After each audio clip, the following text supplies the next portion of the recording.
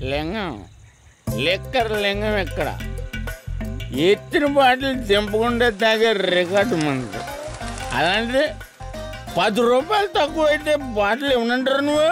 రే సత్తిగా నీ bottle పగిలిపోయే time వచ్చేసిందిరా. ఆ లక్ష్మీదేవి ఉంది చూసా, బంజారా హిల్స్లో ఉన్న వాళ్ళు తప్ప మాలాంటి బోరబండోని పట్టించుకోదురా. ఒక్కసారి కానీ లక్ష్మీదేవి నాకు కనిపించింది అనుకో,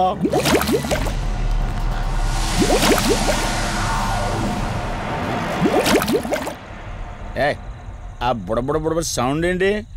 ఇక్కడ లక్ష్మీదేవితో మాడదాం కదా నువ్వాబా. గుడ్ అమ్మా. లక్ష్మీదేవి ఇందాక నీతో ఏదో అంటున్నాను, నువ్వు నాకు మళ్ళీ బుడబుడేంటి? ఇందాక నీకు చెప్పాను కదా ఆపా. అబ్బో నువ్వు ఆపవా? నేనే వస్తున్నాను.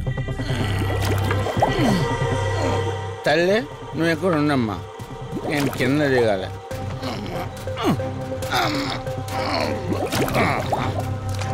లెక్కర్ లింగం చెబితే ఎన్నమ్మా నువ్వు, నీ బొడబుళ్ళు నువ్వు.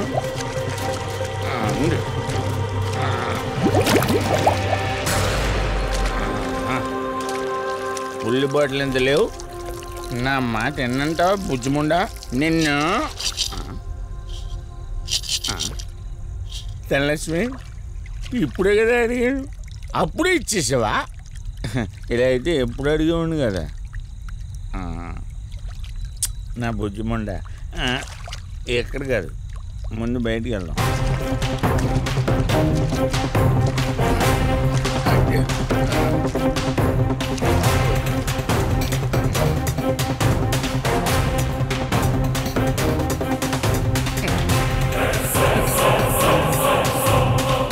రావా?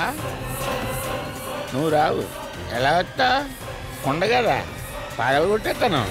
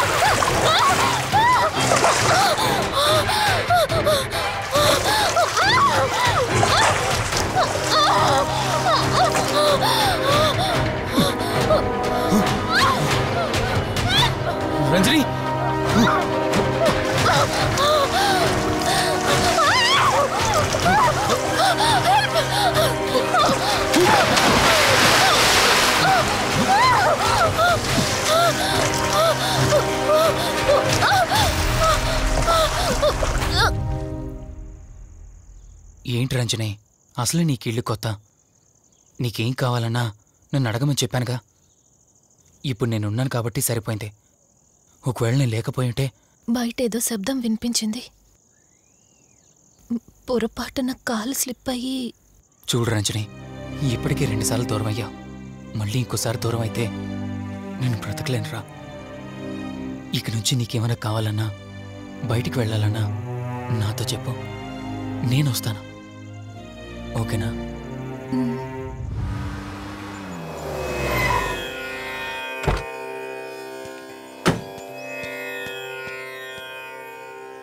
అర్జెంటుగా రమ్మని ఫోన్ చేశారు. ఆత్మ మళ్ళీ బయటకొచ్చింది.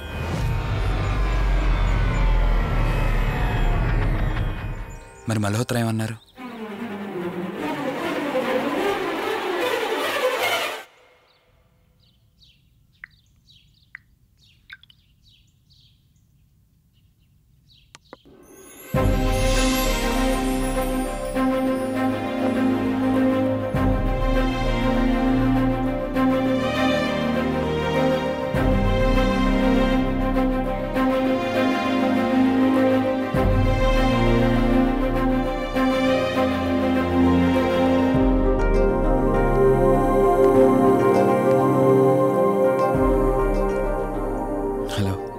కూర్చో.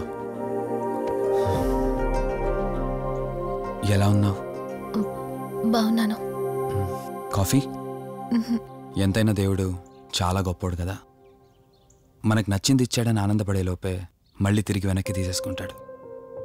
హ్యాపీనెస్ ఎక్కువగా ఇచ్చేస్తే తనకు లేకుండా పోతుందనుకుంటాడేమో. ఆయన కూడా సెల్ఫిషే మనలాగా. ఇద్దరు మనుషులు విడిపోతే కష్టంగా ఉంటుంది, కానీ ఇద్దరు మనసులు విడిపోతే బాధగా ఉంటుంది. ఇదంతా చెప్పింది నేను బాధ పెట్టడానికి కాదు. ఏదో చెప్పాలనిపించింది, చెప్పేశానంతే. సరే, లివ్ ఇట్. ఇంతకీ నేను ఇక్కడికి ఎందుకు పిలిచానంటే, మనం ఏదైతే ప్రాబ్లం సాల్వ్ అయిపోయింది అనుకున్నామో ఆ ప్రాబ్లం మళ్ళీ తిరిగి స్టార్ట్ అయింది. ఆత్మ మళ్ళీ బయటికి వచ్చిందని దుర్గాబాయ్ చెప్పింది. ఆ ఆత్మ నుంచి నువ్వు తప్పించుకోవాలంటే తప్పనిసరిగా నీ గతం నీకు తెలియాలి. నీ గతానికి సంబంధించి ఏదైనా వస్తువు కానీ ఇంకేదైనా నీ ఇంట్లో ఒక్కసారి ఆలోచించగలుగుతావా?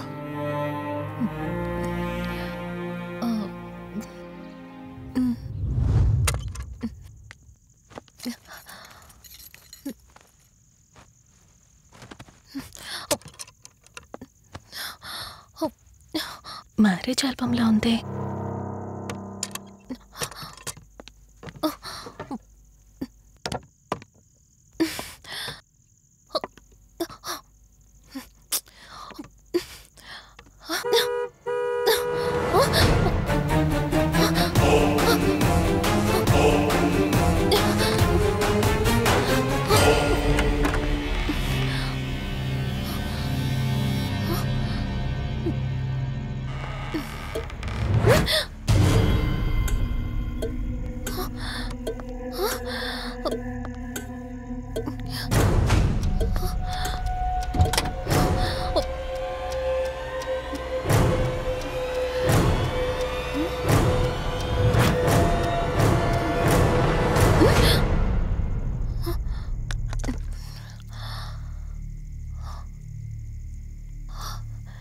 ఈ బ్లడ్ ఏంటి?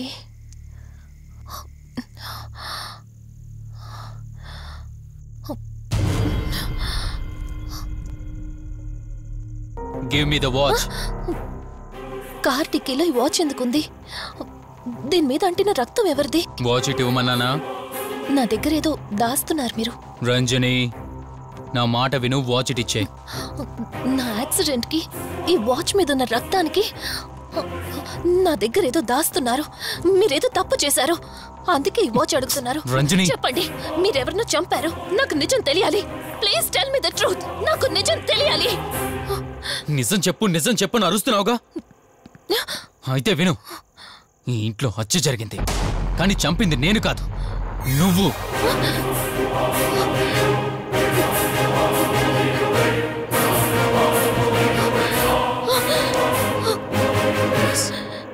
నువ్వే చంపావు.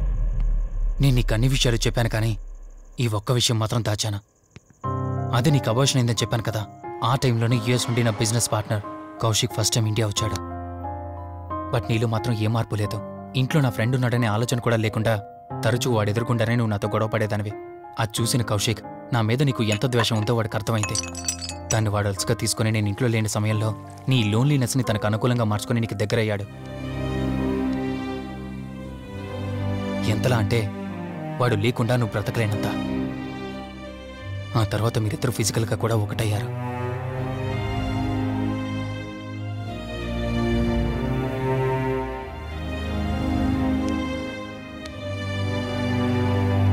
ఒకరోజు నేను ఆఫీస్లో ఉండగా కౌశిక్ మన ఇంటికి వచ్చాడు. Hi darling, my lovely angel. ఏంటి నేను విన్నది నిజమేనా? యుఎస్ వెళ్ళిపోతున్నావట? Hey come on baby. వదులు, అడిగిన దానికి ఆన్సర్ చెప్పు. నేను వచ్చిన పని అయిపోయింది, so I'm going back. So what? వదులు. నువ్వు నాతో ఏం చెప్పావు? యుఎస్ బిజినెస్ లో మొత్తం ఇక్కడికి షిఫ్ట్ చేసి పర్మనెంట్ గా ఇక్కడే ఉంటానని చెప్పావు కదా. అవన్నీ నువ్వు బిలీవ్ చేసావా? You crazy. I'm a business man. ఏదైనా బిజినెస్ యాంగిల్ ఆలోచించడం ఇట్స్ మై హాబీ. ఏంటి జోక్ చేస్తున్నావా? జోక్ అనుకోవటం అది నీ ఇన్నోసెన్స్. కౌశిక్ అలా మాట్లాడుకో. అలా మాట్లాడితే నాకేదోలా ఉంది. నాకు తెలియకుండానే నా లైఫ్ లోకి వచ్చేసావు. లైఫ్ అంతా కావాలని నువ్వు అనుకున్నావు, బట్ నాకు కుదరాలి కదా. స్టూపిడ్ గా మాట్లాడుకో. నువ్వు నాకు కావాలి, నాతోనే ఉండాలి.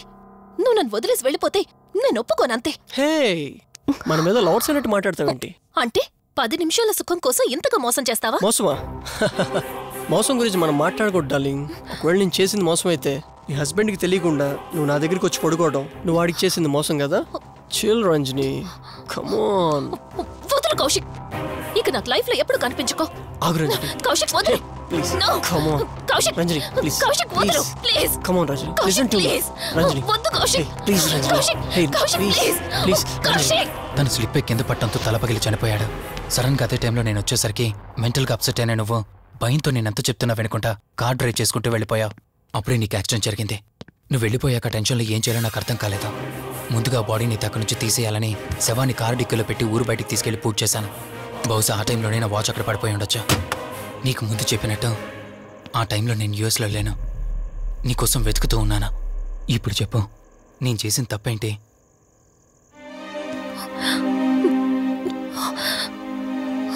ఇంత చేసినా నేను ఈ రోజుకి నిన్ను ప్రేమిస్తూనే ఉన్నాను. ఇప్పటికైనా నన్ను నమ్ముతావా?